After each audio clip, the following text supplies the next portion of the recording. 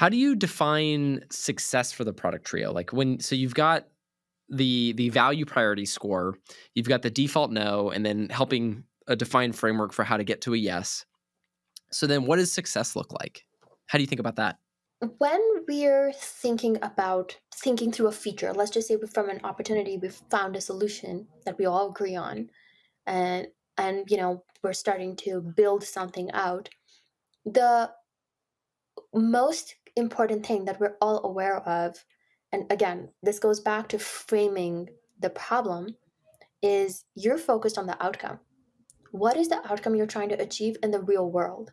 It's not just getting number of sessions. I hate when somebody says, this will increase number of logins. What does that mean for the business? It always has to translate back to traction metrics in a direct or indirect manner, but it has to. It's very important to be aligned on what outcome you want and how can you measure that outcome in a single KPI. Like, it's very important to measure what matters and not everything about it. Now, one of the most important features that we recently released, which actually has been extremely game changing for us. So, we're an AI platform, which essentially releases a magic number to tell you, with AI, to tell you, hey, is this customer at risk or not? And we started seeing this really big issue with trust in data, because they're like, you're giving me this magic number that I should base my job off of. How do I know the validity? How do I know if it's right or wrong? And explainability of AI is a problem that has not been solved by computer science. So we were in like a really tough situation where we're like, okay, now what should we do? So we released something that we call as the health score ingredients, which is kind of like the credit score for AI. So you know how you have your credit karma page that says your credit score is 650. Here are the factors that are contributing to it. You don't have enough accounts that are cycling. You don't have a long enough credit history, like whatever they tell you. But it kind of builds a little bit of trust into that. So we literally took inspiration from that page and built that up because it's something that users identify with. They see their credit score very regularly. So we thought that it might translate over in terms of trust. Measuring a metric for trust is really, really hard. Um, so we started with a primary and a secondary metric associated with it. So the primary metric that we measured was something like just that feature NPS. That, do you think that this is valuable? That, do you have more trust in data? So that was a very qualitative measure, um, that we got. And the secondary measure that we put, because again, we wanted to take that back to the business metrics. And we're like, well, if you have trust in data, that means maybe the feedback, the bad feedback that we might get about a health score not being accurate, because it's different than what you think. And that's the entire goal. You think about the health score differently, you don't know enough about it, and the data is telling you something else. That's actually a good thing, it's not a bad thing. So we started measuring the declines in people giving us the, is this prediction accurate, like a no as feedback, because that translated to business metrics and retention values. So it's measuring one or two things that encompasses everything in terms of like how you want to move the business is extremely important, and being aligned on the outcome. The outcome was, can we build trust in data? We didn't even measure how often do people come to this page. We didn't measure how often people are downloading a report versus session time on it versus like how long people are on the page, because that's the mistake that I think a lot of product people make, which is you measure everything that you can measure, and tools have made it very easy for us. You just, highlight it, you hotspot it, you're like, we want to know heat maps and how much are they scrolling and to what outcome. It doesn't matter, but you like knowing, but then what? And a lot of the times that might misdirect you. That if somebody's on the page for a very long time, does that mean that you've built trust in the data? Not necessarily.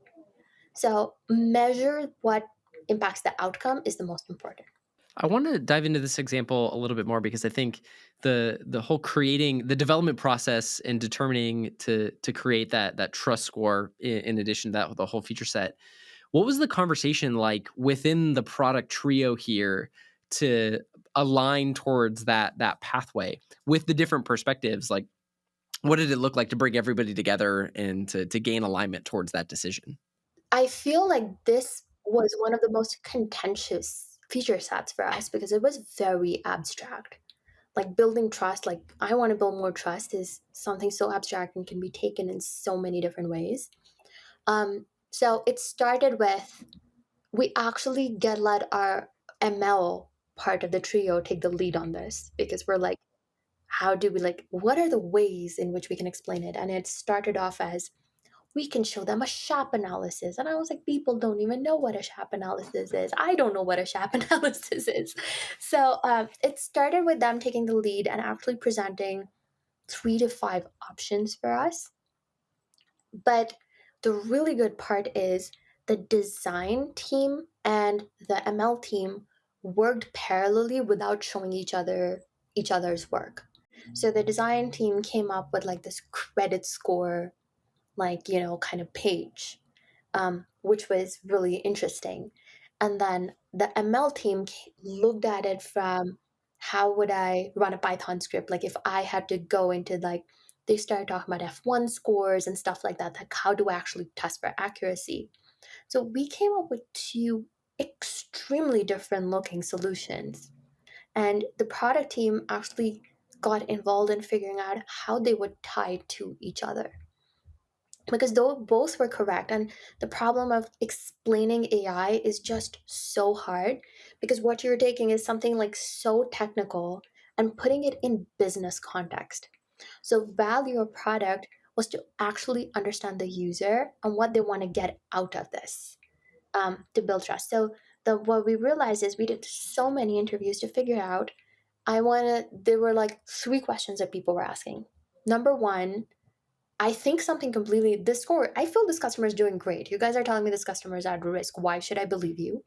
Secondly, you gave me this health score. Um, what is it based off of? Like, what does it even make? Like, okay, I agree with it, but why should I agree with this? Can you give me details about it? And third was, what are the key drivers that are impacting it? I feel like logins are great, but what is actually impacting it? So those were the questions that just kept coming up again and again. So we had to figure out, based on that business context, how to marry those two solutions together.